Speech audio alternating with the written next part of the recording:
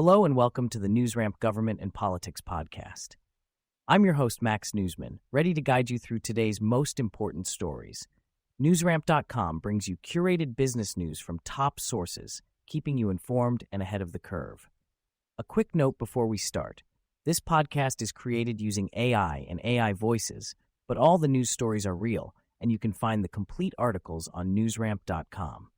It's Tuesday morning, August 19th, 2025, and we've got an exciting lineup of government and politics news waiting for you. So whether you're driving, taking a break, or winding down for the day, let's get right into it. Our first story today is State Roundup. Moore says he'll working toward affordable housing. Court, part of state digital tax illegal. Repeater Harris threatens to help Trump pull financial funds from state ED debt. Governor Wes Moore is taking action to address affordable housing, aiming to spur new projects. A federal appeals court ruled part of Maryland's digital ad tax unconstitutional, citing free speech concerns. Heather Miller Rubins and Laura Hargrove are launching a program to foster connections among religious leaders.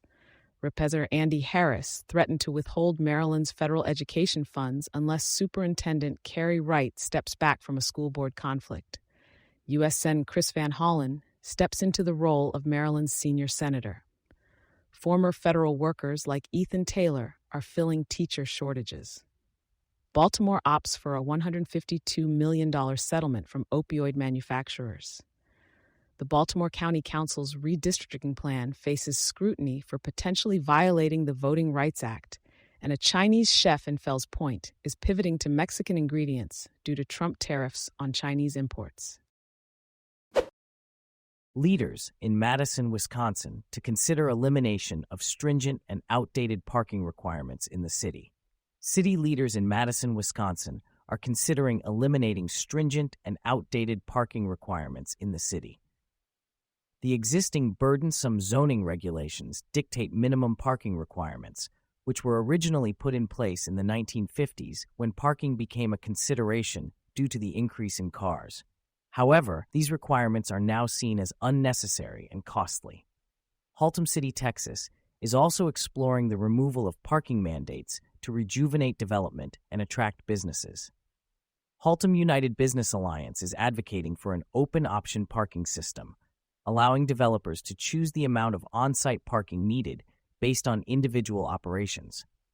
This move could encourage more businesses to return to Haltom City and boost the availability of affordable housing, similar to recent changes in cities like Austin, Texas, and Spokane, Washington, where parking mandates have been eliminated to promote growth and progress. Thank you for joining us today. That's it for this episode of the NewsRamp Government and Politics podcast.